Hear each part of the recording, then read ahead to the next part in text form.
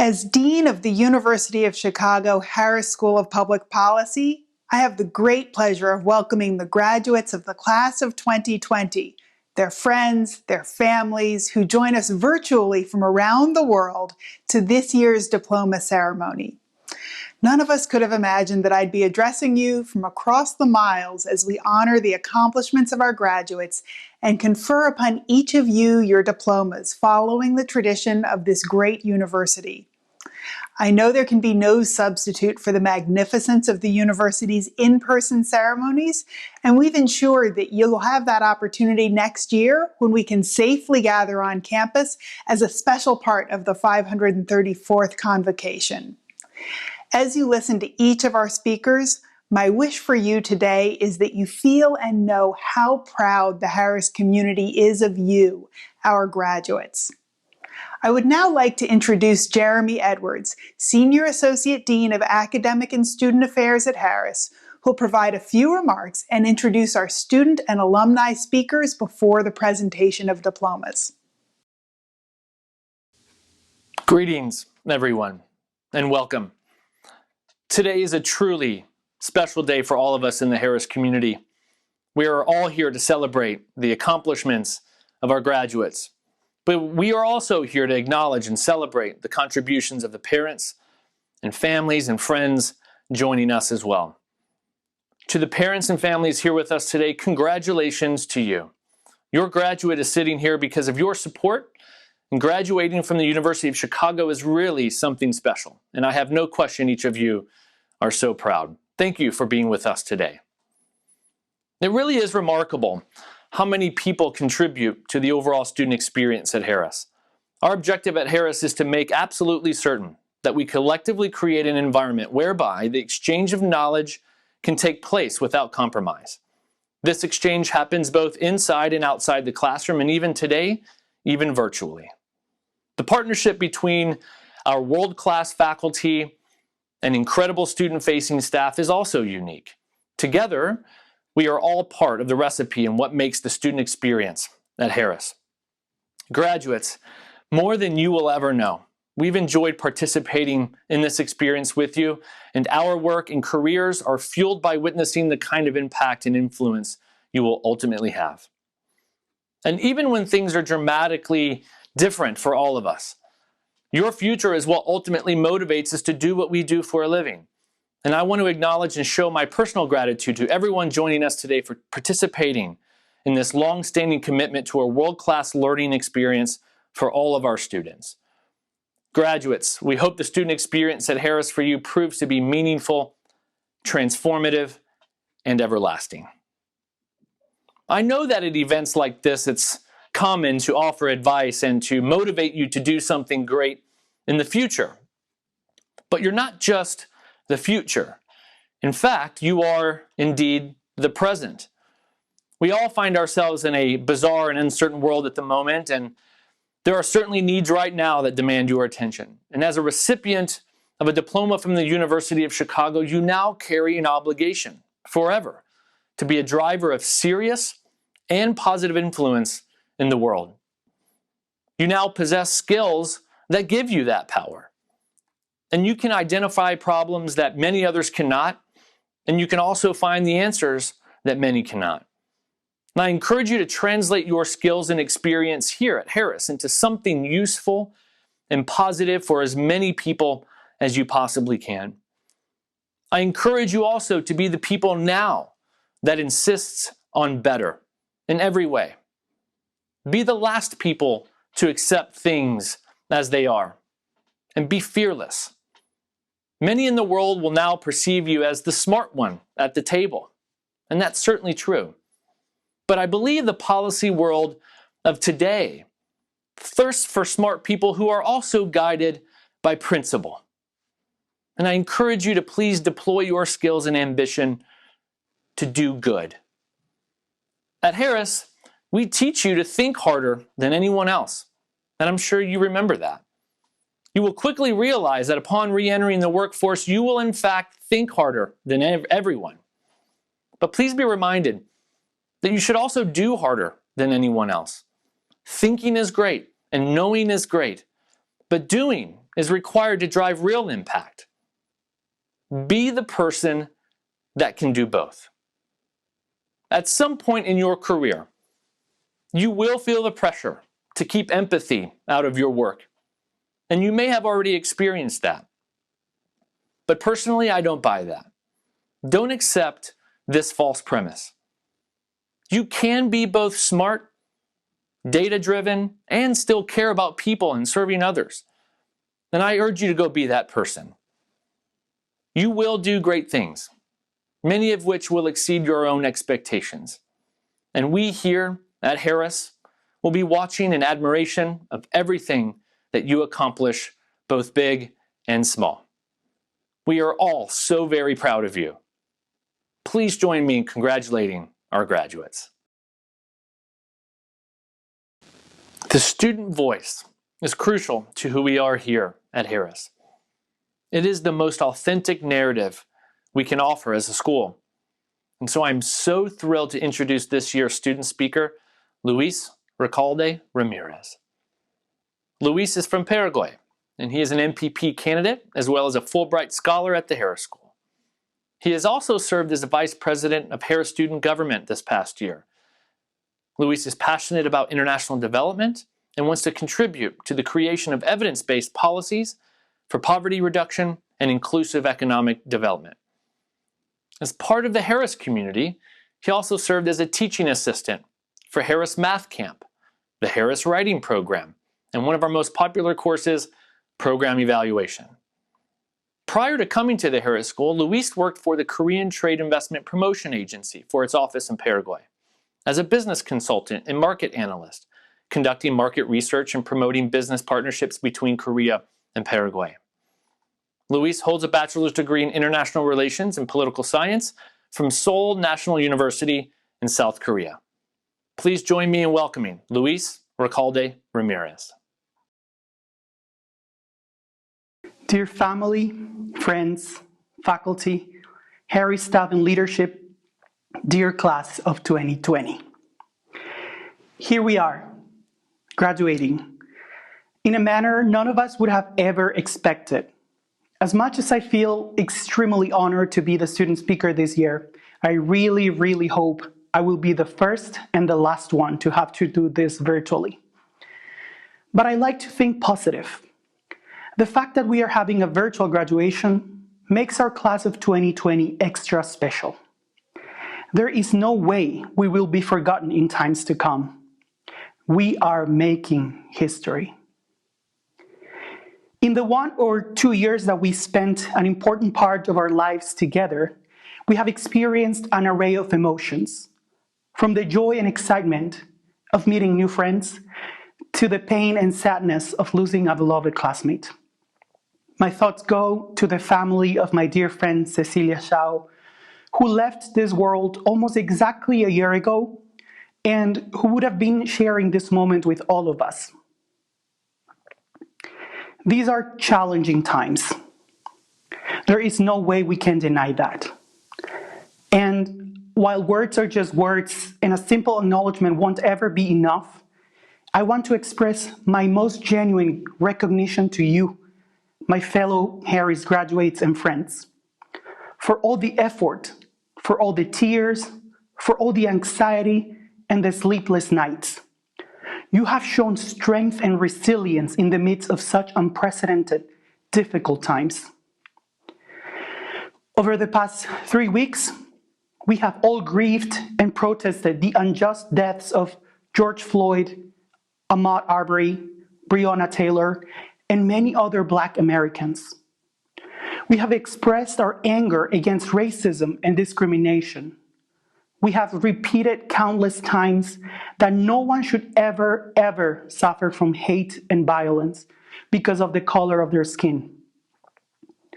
On a personal level, this was a profound learning process, a process in which I was taught to listen when I had to listen and to speak up when I had to speak up. A process in which I had so many questions. A process in which I tried to define my own role as an international student. What can I do? What should I do?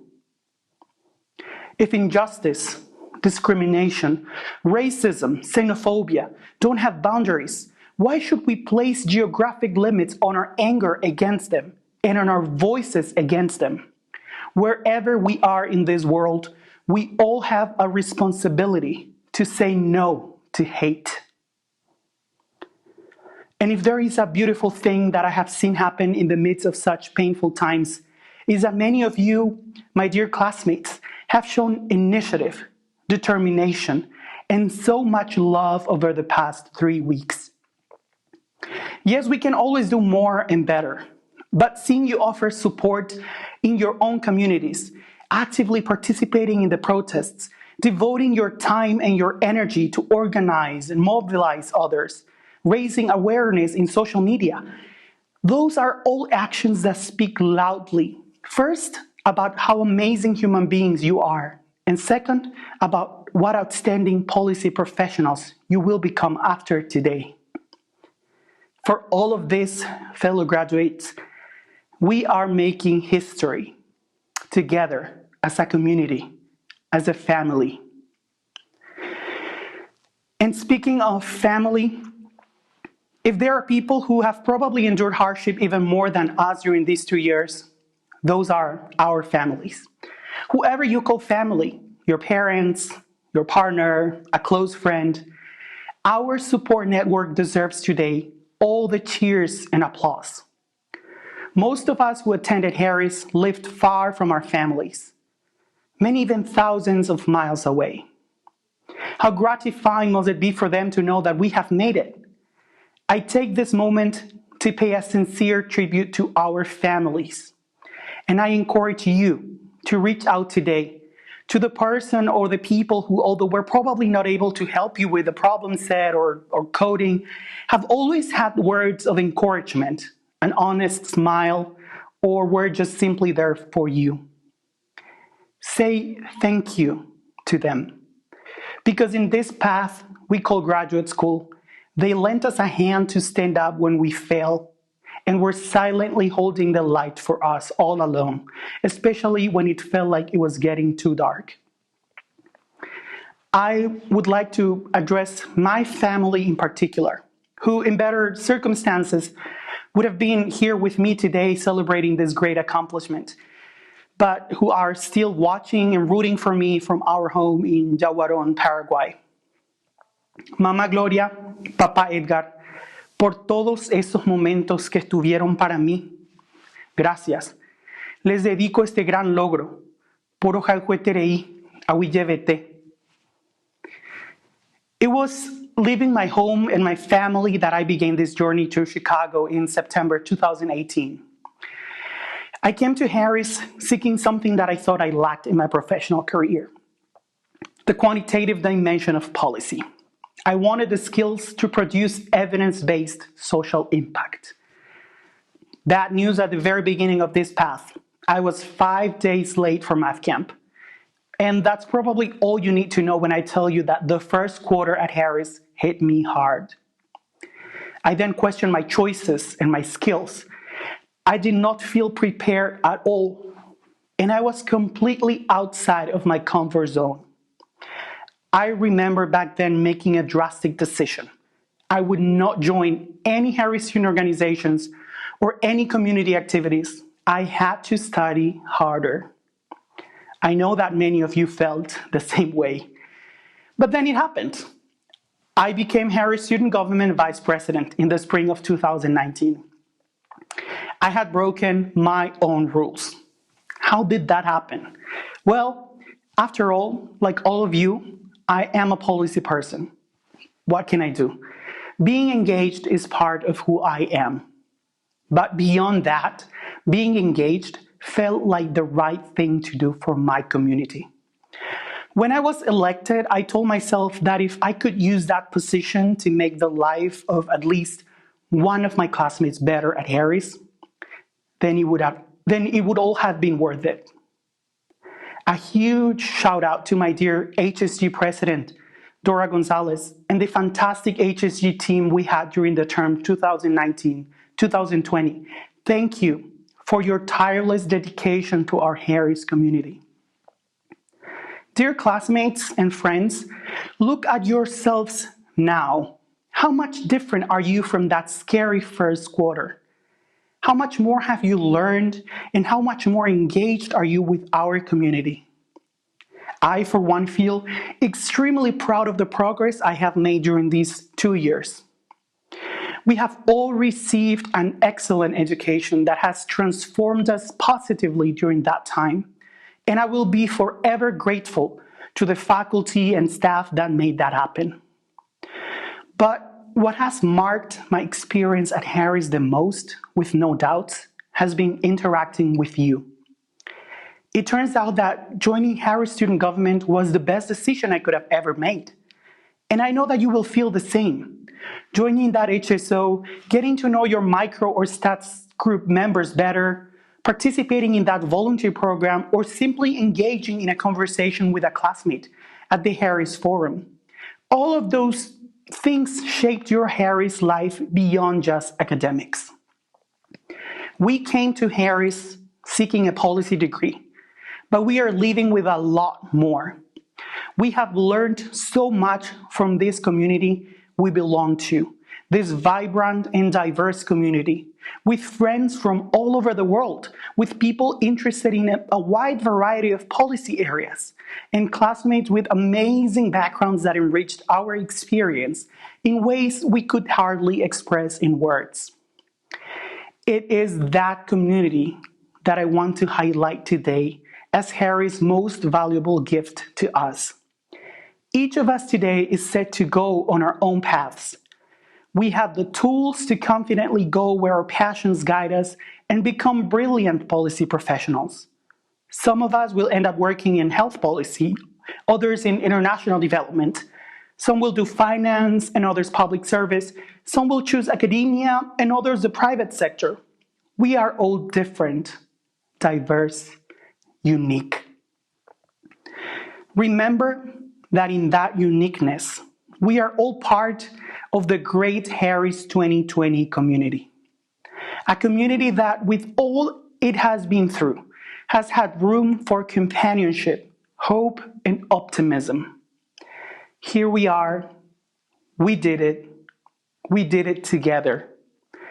No matter the distance, we will all continue to move, work, and grow as a community, making history, being the change we want to see in the world every single day of our lives.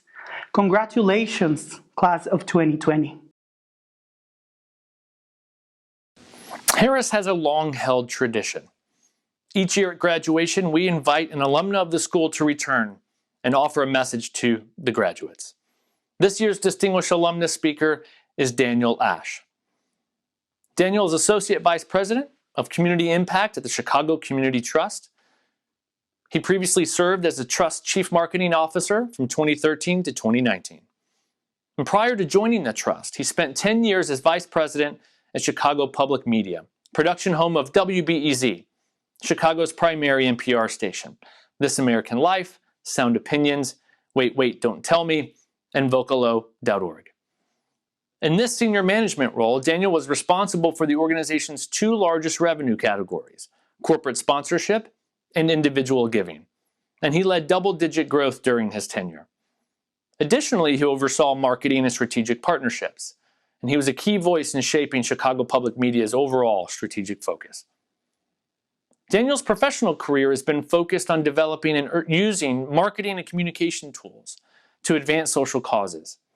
He has worked exclusively in the nonprofit sector on issues including poverty, adolescent health, and HIV/AIDS care and prevention. The early stage of Daniel's professional career included leadership roles at Shriver Center on Poverty Law, Chicago Department of Public Health, Center for Family Policy and Practice, and the Illinois Caucus for Adolescent Health. Daniel earned his MPP from the Harris School of Public Policy at the University of Chicago and a BA in Economics from Oberlin College. He also completed a Woodrow Wilson Fellowship at Princeton University. Please join me in welcoming Daniel Ash. The day I arrived in Chicago, it was drenched in sunshine. I landed on Stony Island from the Skyway. My gaze was, of course, initially locked on the Loop and her bold skyline. But as I descended the ramp at 79th Street onto Stony, the energy of Chicago's South Side washed over me. Black people everywhere. The sounds, cars, motorcycles, street vendors, music. I drove north to Jackson Park, which was filled with families, grilling, children playing. I've always felt blessed that my first taste of Chicago was the South Side. On that very first day in 1992, this city instantly felt like home. Today, I am honored and thankful for the opportunity to address the Harris School's 2020 graduating class. For the moment I was invited by Dean Baicker, my thoughts have drifted back to my years here. Of course, such reflection at this time of year is common, but undoubtedly deepened by the current state of our human existence, a global pandemic, economic uncertainty, a relentless civic discourse that brilliantly mirrors the distance that has grown among us for many, many decades. Before going further, I must be completely honest with you. When I arrived in Chicago to attend the Harris School, I did not fully understand what a public policy school would train me to do. 1 year earlier, as an undergraduate, I'd been awarded a Woodrow Wilson Fellowship, a program aimed at increasing racial and ethnic diversity in public service. This was good news, not because I had a grand plan, but because I had a chance to take coursework at Princeton the summer of 1991 and receive a stipend. Best deal ever. I most certainly needed more time in the books and more money. The huge bonus, one that would forever change my life, was that I had become eligible for a scholarship to one of 5 schools. The University of Chicago was one. My Harris School class was small by today's standard. I doubt we had more than 80, certainly less than 100 students. The public policy program, which had just recently been a committee, was still searching for its identity. What's clear to me now is that I and most of my classmates, driven by a desire to serve, were still in search of our individual identities too. What would service look like and feel like for us? All I did know then was I wanted to be in the work, in the struggle. Then, just a few years removed from my hometown, Youngstown, Ohio, there was inside me a burning desire to fight for places that felt ignored, that felt forgotten. What is also clear to me today, especially as I consider classmates who would eventually become my lifelong friends, is that we all share the belief that our brand of public service did not fit neatly inside established pathways. One way to explain it, and I'll speak for myself, is that I wanted to be in every program: law, business, social service, economics, at the same time. I wanted it all. Why? Because I felt what Irving Harris knew to be true. As a public servant, I would require competence in many disciplines in order to meet the public challenges that lie ahead. The many architects who have shaped Harris over the years could not have been more correct. One Harris School experience was particularly impactful for me. It was during a class taught by the late Pastora San Juan Cafferty, who taught in the SSA. To this day, I cannot recall the name of her class, but I remember her assignments. Professor Cafferty took us on a field trip to Taylor Street, Little Italy, a neighborhood resting between the University of Illinois Chicago campus and the medical district. Reminiscent of a high school outing, we went on a walking tour of the neighborhood led by someone who was of and from this place, an Italian old-timer. This was his turf. He regaled us with stories about his hamlet. The nostalgia was adorable. What it had been, it had become because of Mayor Richard J. Daley's vision to build a uniquely affordable urban university. He pointed out bits of architecture, the distinguished, the local housing. He called out the skyline, identifying the Sears Tower. See how close we are, he said with pride. What's most memorable about this tour, however, was our docents' absolute silence when we walked through the Jane Addams homes, a low-rise public housing development. This development no longer exists. It's been demolished. But that night in 1993, the development was filled with mostly Black families.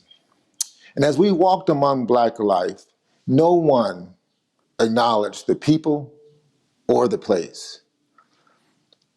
To be clear, the residents of the development saw us and watched us as we marched through. Our silence was matched by theirs.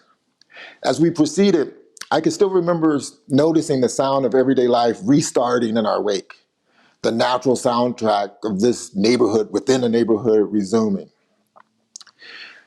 The field trip was the prelude to another assignment. Professor Katherine assigned each student a Chicago neighborhood, and our task was to explore it. We were to find the local storytellers, the griots, and listen, research the history, find and analyze the data, and yes, of course, write a paper. I was assigned Inglewood. I've never found so much joy in an assignment. And to be frank, I spent way too much time on it, and my grade in the survey design course that semester proves the point. I spoke to barbers, I visited laundromats, bars, lounges, schools. I rode the trains, buses through the neighborhood. I listened. What I found most comforting about my journey is that each person that I met volunteered the next person I should speak with. The barber sent me to the preacher. The bartender sent me to the activists. The big city began to feel small. One person I met was the late Hal Baskin, a former gang member turned activist. He spent nearly a full day walking Inglewood with me. Everyone noticed him, and by extension, noticed me. On this tour, with this docent, there were no silent zones.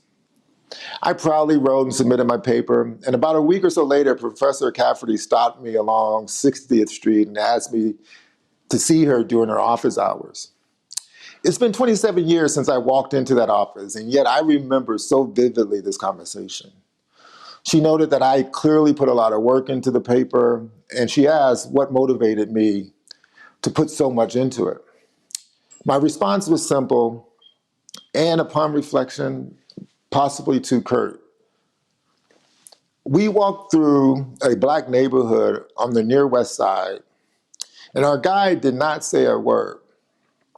On top of that, I failed to speak up, I explained. I'd thrown myself into Inglewood because, like the Jane Addams homes, it was my neighborhood. Black communities full of Black life cannot be ignored, but they had been that day. Our guide's silence that day was as deafening as hate speech, and I could never again allow such a moment to go unchecked. I had a wonderful conversation with Professor Cafferty that day. She made it clear to me that she knew our guide would not recognize his Black neighbors, and she also knew some of us students would notice and some of us would not. I've chosen to share this memory today because at this very moment, our public discourse is centered on concepts of civic connectedness, the novel idea that our individual actions, what one chooses to do or not do, will affect others, has new resonance. However, that painfully silent walk through the Jane Addams homes nearly 3 decades ago reflects the same brutal truth revealed today by the COVID-19 pandemic. Historic and current patterns of racial and ethnic segregation in Chicago and many other North American cities have created enormous canyons of distance among us. And many of us continue to ignore it and remain silent. The disproportionate impact this pandemic has had on Black and Brown communities reveals disparate and inequitable realities long ignored. As trained public servants, it is our duty to lift up evidence of these realities and seek policy reforms that dramatically alter the underlying conditions that create such distance, such disparity. Your special talent is that each of you has the ability to give voice. You understand statistical and economic data better than most. You're adept at analysis and communicating what you learn. And most importantly, you have within you the courage to speak across the canyon, knowing that silence keeps this city locked within a civic cul-de-sac, spiraling, unable to advance as a connected metropolis. The writer Audre Lorde once reflected that what's most important is saying what needs to be said over and over again, even at the risk of having it bruised or misunderstood. It is during times like this that we must take the bruises in order to close the emotional and economic distance that holds this city and our country back. Today is your new beginning on this journey. And let me say, it does not matter what direction your career takes, the academy, government, philanthropy, corporate, nonprofit. Each of you play a role in creating the space for knowledge and truth to spur equitable reform. Mr. Harris, our school's namesake, said it plainly, quote, "We must use the tools at our disposal to understand the causes of social failure and weed them out. Human motivation and social organization should not be insoluble mysteries, nor should it be beyond our talents to organize our society to eradicate the malignancy of permanent poverty and deprivation." Yes, you now have the tools. You may find ultimately that your most important one is your own voice. Thank you. Congratulations. I wish you all the very best. The trustees have conferred your degrees, and I express the hope that your work will improve our understanding of public policy. Congratulations.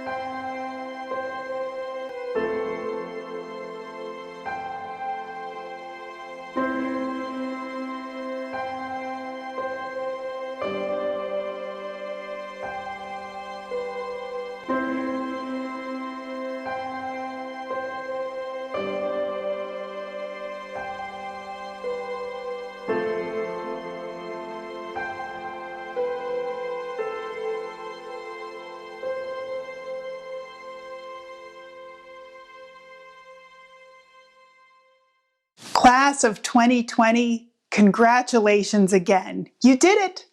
Today is not just a day of celebration, it's a time to look forward to all of the amazing and challenging work ahead of you. It's time for reflection on all that you've accomplished so far. And it's a time to be grateful for the people who have supported you all along the way. Parents, siblings, grandparents, spouses, friends, acquaintances, they all deserve a round of applause too. Today is a special day as we welcome a new class of Harris graduates to our exceptional community of alumni, like Daniel Ash, whose words inspired us all today. Alumni who are leading the way for public policy in a world that depends on rigorous inquiry and evidence-based analysis, the hallmarks of the Harris approach. In my 3 years as dean, I've been struck by the university's devotion to these principles. Our approach and our shared values set us apart. You came to Harris because you shared our dedication to an analytical public policy curriculum, because we all believe that that toolkit is vitally needed to make better policy and better lives for people around the world. None of us could have imagined this pandemic that prevents us from celebrating in person together and poses so many difficulties for each of us individually and for our communities. I'd like to take this moment as an opportunity to offer a few words of encouragement to you as you embark on this next step in your career during these very challenging times. Though COVID-19 has shut down entire industries, transformed higher education, and upended our lives, it serves as a reminder of the importance of the task to which you have set yourselves. I hope you take this unique time in the history of our world to reflect on the reasons that you came to Harris to pursue public policy and the lessons you've learned during your time at the University of Chicago. Your degree represents the culmination of your efforts to expand your capacity for taking on complex policy challenges and for using evidence, not intuition or ideology, to drive better public policy solutions. The pandemic and the ensuing public health and economic crises demonstrate the profound impact that policy decisions have on people's lives. The need for clear-eyed, analytically grounded policy leaders like you has never been more evident. I know that we'll all be evaluating and learning from the policy decisions made during this period for years to come. These are unprecedented times, but you're prepared for what lies ahead. Your class doesn't just represent a landmark in Harris history as one of the largest and first to join us at the Keller Center, but you've also demonstrated resilience and leadership in blazing trails for those who will come after you. Throughout your time at Harris, I've been impressed by the passion and dedication you bring to public policy, whether starting a new HSO, organizing a conference, or volunteering in the community. You come from a multitude of backgrounds and perspectives, bringing a diversity of thought and experiences to bear on your studies and your engagement with the issues of our day. You've advocated for students, neighbors, and beyond. Ultimately, you're united by your commitment to a better kind of public policy and your knowledge that making real progress is never easy. I hope that you'll take everything you've learned here, all of the new experiences, perspectives, and tools, and put that knowledge into action to make a lasting difference in the world. As you reflect back on your time here, from your first day of math camp, when you might have asked yourself, what did I get myself into, and is it too late to change my mind, to the hours you spent on daunting problem sets and more, you can be confident that Harris has prepared you for the world, and a world that needs you. No matter what happens, you'll always have that training and that accomplishment to rely on. Whether your work is in the public, private, or nonprofit sector, the foundational analytical tools and relationships you've gained at Harris will serve you well, and your Harris community will be there to support you all along the way. In the face of widening inequality and political polarization around the world, Harris alumni like you have the skills to advance better governance, public finance, health policy, environmental policy, education, criminal justice, and more in our rapidly changing and uncertain world. I have no doubt the class of 2020 is ready for this moment. Though the policy issues ahead may seem daunting, your education, your hard work, and your resilience have readied you, the next generation of policy leaders, for whatever may come. Though we may be separated by distance on this great occasion, know that all of us here at Harris are proud of your achievements and celebrate with you today. Congratulations again to you all on this wonderful accomplishment. You are now graduates of the Harris School of Public Policy and of the University of Chicago. Enjoy this moment, and I hope to see all of you at our in-person celebration next year.